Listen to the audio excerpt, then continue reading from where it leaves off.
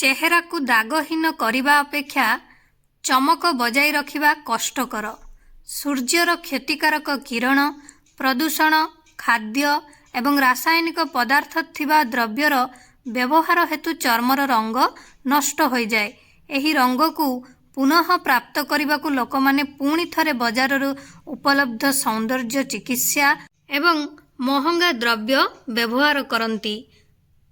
आपण माने जानिछंती जदि आपण माने जाई फल को व्यवहार करती आपण फेस रे आपण फेस जोटा कि सफा हवा सहित पिंपल एवं जहाँ भी किछि पिगमेंटेशन हो किंबा आपणकर व्हाइट हेड्स ब्लैक हेड्स ए सबु किछि समस्या आपणकर चली जीवो जदि आपण माने जाई फल को यूज करती।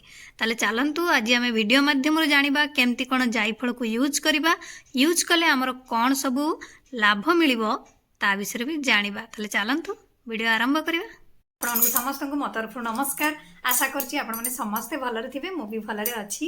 चलंतु वीडियो आरंभ करिबा। किंतु वीडियो आरंभ करिबा पूर्व आपण मान भितर कहि जदि आज मो चैनल ले नुआ थांती ताले प्लीज प्रथम चैनल को सब्सक्राइब कर दियंतु, पाखरे थिबा बेल आइकन को क्लिक करंतु जहा फल मो नुआ नुआ वीडियो रो नोटिफिकेशन आपण मान पाखरे खूब शीघ्र पहुंची जिवो आ आपण माने मते टिके सपोर्ट करि परिबे आगु को जीवा पई। चर्म जत्न नित्य कर्म रे आपण फेस पैक भाबरे आपणकर जाई फल को अंतर्भुक्त करंतु। जाई फल एवं क्षीर रो एक फेस पैक तैयारी करिबा अति सहज।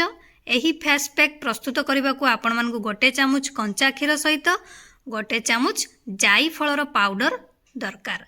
पैक तैयारी करिबा परे कंचा क्षीर सहित मुह एवं बेक को भल भाव सफा करिवे। तापरे आपण माने एही मुह आ बेकरे एही फेस पैक को लगेबे। लगेई 10 मिनिट छाड़िबे। 10 मिनिट परे ठंडा पानी रे मुहटी को भल भाव धोई देबे।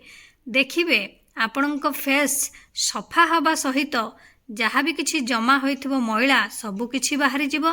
ता सहित आपणकर फेस पूरा ग्लो करिवो। किंतु आपण माने सप्ताह रे 2 थर लगाया पई चेष्टा करंतु एही फेस पैक को।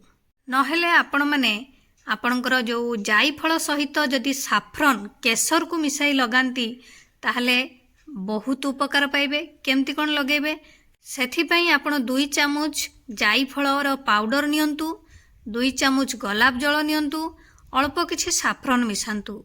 एही पेस्ट को जदि आपण माने नाक एवं मुहरे जदि आपणकर ब्लैक हेड्स बा व्हाइट हेड्स प्रॉब्लम अछि से भी आपणकर क्लियर हे जिवो एही पैक लगेले। एकु कोन करियो ना भलो भाबरे पेस्ट को बनै नेबे। 10 मिनिट पर्यंत लगेई कि फेस रे पूरा पूरी छाड़ी देबे।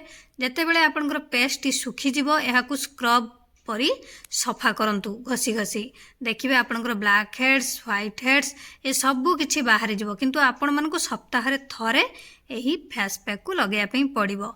जोटा कि एथिरे कोन कोन मिसेइले ना आपण माने जो जाई फलर गुंड ता सहित आपण माने रोज वाटर आ किछि साफ्रन मिसेइले। जेउ मानकर चर्म तेलिया सेमानक पई जाई फल एवं नड़िया क्षीर रो फेस पैक अत्यंत लाभदायक। एही फेस पैक चर्म को गभीर करिथाए एवं एहाकु नरम मध्य करिथाए। एही फेस पैक प्रस्तुत करने को आपण मानकु गोटे चामच नड़ियार क्षीर नेबे आ गोटे चामच जाई फलर पाउडर नेबे। एहाकु एबे आपणक मुहरे भल भाव लगई 10 रु 15 मिनिट छाड़ी देबे। सुखी गला परे उषुम पानी रे फेस को धोइबे।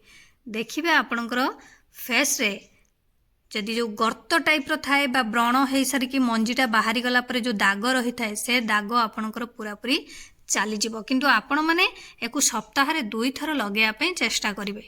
आशा करछि आपण मानको वीडियोटी भल लागिथिबो। मु ताले रहुछि पुणी देखाबो नेक्स्ट वीडियो रे। किंतु आपण माने please like comment share subscribe करिया पई भूलिबेनी। मते ताले विदाई दियंतु। नमस्कार।